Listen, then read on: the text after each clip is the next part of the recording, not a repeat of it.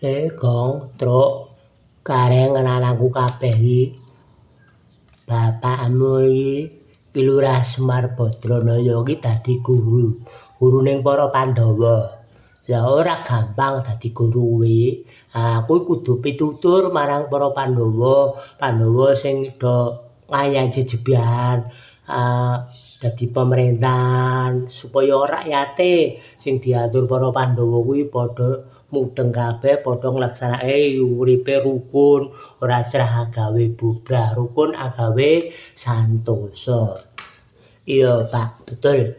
Pituture bapake rukun agawe santosa. Memang ora gampang dadi guru, pemenah kaya bapak iki dadi guru ning para Pandhawa.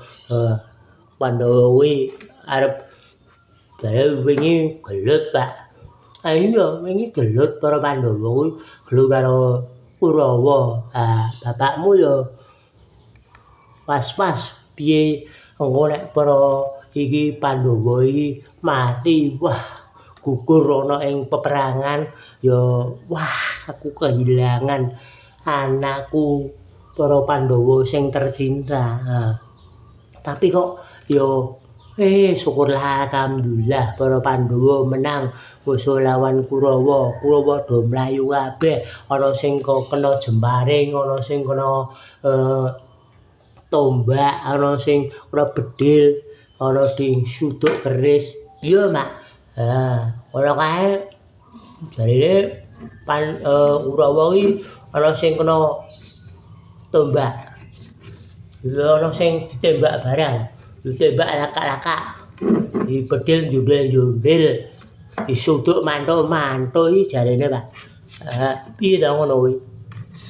Kandhani para Kurawa kuwi ya kasektene linuwih. Tapi harus tahu dari kesektene yang linuwih kuwi mesti ana kelemahannya. Di mana letak kelemahannya? Para Kurawa iki sing ngerti Gur Semar. Semar iki ngerti Kurawa iki sapa iki kelemahane nang ngendi, iki kelemahane nang ngendi. Nang kelemahane nang ubun-ubun, kelemahane nang telapak tangan, kelemahane nang telapak sikil, apa nang dada, apa nang ngendi. Kuwi sing ngerti ngono kuwi Gur Semar, ya. Rungokno anakku kabeh. Ya, aku ngrungokke pancen gareng tetep ngrungokke dari tadi, tetap mendengarkan apa yang menjadi pituturnya Kiai Semar, bahwa menjadi seorang guru seperti Kiai Semar ini, Semar Badranaya ini tidaklah gampang, apalagi menjadi gurunya para Pandhawa yang bermusuhan dengan para Kurawa. Semar sangat mengapresiasi sekali dengan Kiai Semar, bahwa Kiai Semar itu menjadi panutan, menjadi penuntun bagi para Pandhawa. Iya, ngono kuwi lho, kowe jane pinter no, Mas. Mas Gareng, ya. Mas Gareng iki nek ngatekke jane pinter. Bahwasanya bapake awake dhewe iki Ki Lurah Semar Badranaya iki ora sembarang wong.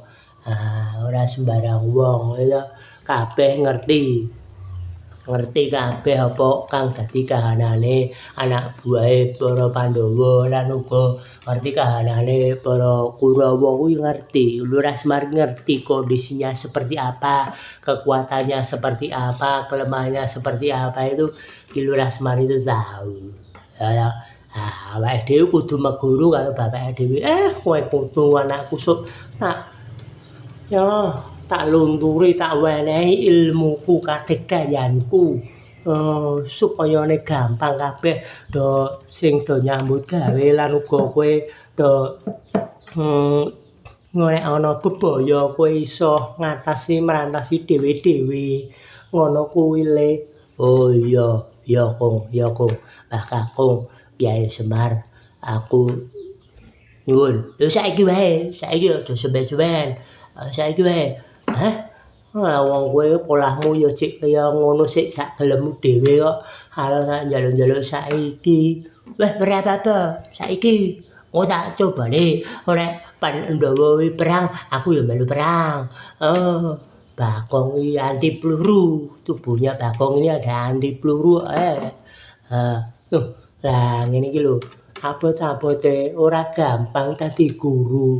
Dadi guru dijaluk ilmu, apa meneh ilmu kanuragan kadigdayan ngene iki kudu ngerti apa ngang dadi kahananing murite. Oh, tidak sembarang guru dia akan memberikan langsung kepada muridnya, harus melalui beberapa tahapan, harus melalui beberapa proses. Proses ngono kuwi ya proses. Aku ya ngerti proses, aku berarti kudu diproses. Proses aku wis ngengi melu aku latihan lari wis, atau latihan jemparing memanah iki aku wis, piye kurang piye Bakong kuwi kurang semen. Bakong kuwi sik kurang kok. Bakong sik kurang, ayo Bakong kurang ngengi lari Pak. Bakong lari ngapusi. Wong liyane wis sak ubengan rong ubengan Bagong jare wis mubeng jebule gur lagi sak ubengan. Oh Bagong iki pukul ngono kuwi. Bagong pukul Pak ngono kuwi. Wis engko wae Pak. Aja dikeki luntur ilmune. Aku wae Pak, aku ya Pak ya. Saiki. Wis aja suwen-suwen Pak, saiki wae.